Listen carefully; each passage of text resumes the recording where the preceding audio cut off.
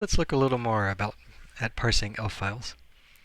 We've seen how to list all of the sections in an ELF file, so you should be able to write similar sorts of functions to section by name, where we take the header and the name of a section, and it goes and finds it and returns the ELF64 header, or even simpler, a section by index, where we give it a particular section index, say the string table index for sections, and get the beginning of the section pointer. And then I'm going to use a macro @sec, which takes the ELF header and a particular section header, and it finds the content of that section. And it does that by using the ELF header as the beginning of the file, as it's copied, as it's viewed in memory. Add the file offset, which corresponds to a memory offset, and so we get back as a pointer to the beginning of the section. So using these helpers, we can start looking at the symbol table, or things like the dynamic symbol table that the dynamic linker uses. Those tables are in sections, symtab or dynesim, and the content of each of those sections is an array of ELF64 sim records. And I've left out bits of it as usual. You can find the whole thing in elf.h.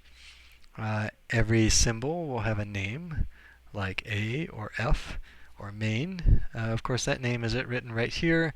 What we have here is an offset to the string in the string table, which will either be stir_tab or dyne_stir, depending on which segment we're talking about. And then there's other information about the symbol, like where it is in its section and what section it's in.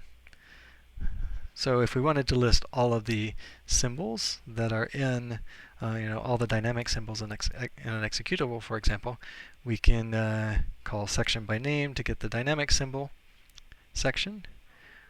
We can get a sims pointer as the content of that section.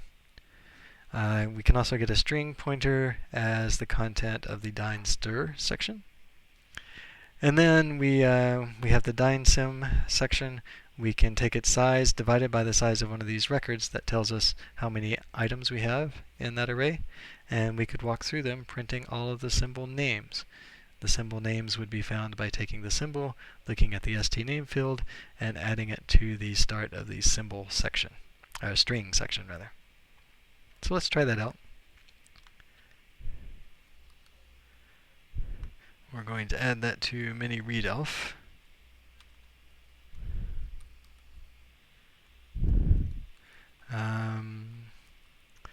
And we have to assume that I've already written the functions that we need here, sections by name and sections by index. Okay, but when we run this program, so gcc-o mini readelf, compiling mini readelf.c. Oh, I forgot to get that macro. Let's go grab it. Let's paste it in.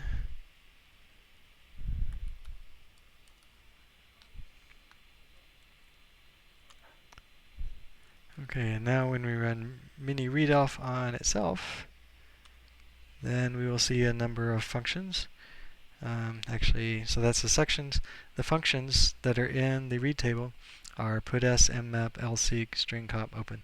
These are all functions that our program, mini readelf, needs from the executable that it's running. If we wanted to filter this list to just the functions, then we would have to look at type information about the symbol.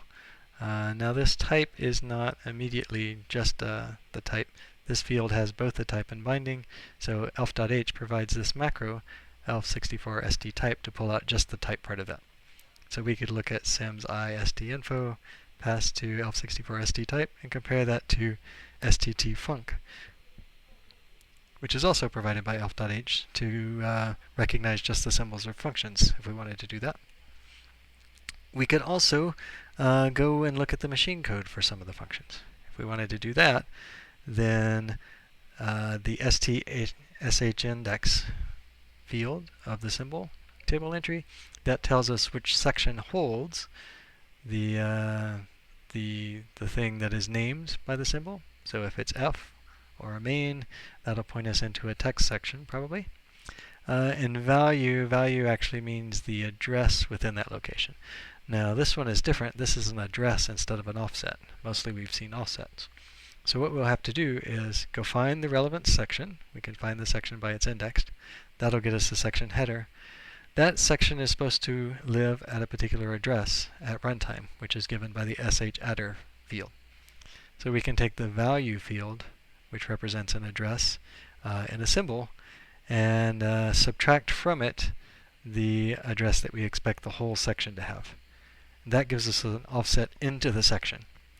And then if we take that, and the sat-sec use is supposed to have an e header in there, but if we go find the data for the section and then add on that offset, we will get to the actual machine code of the function.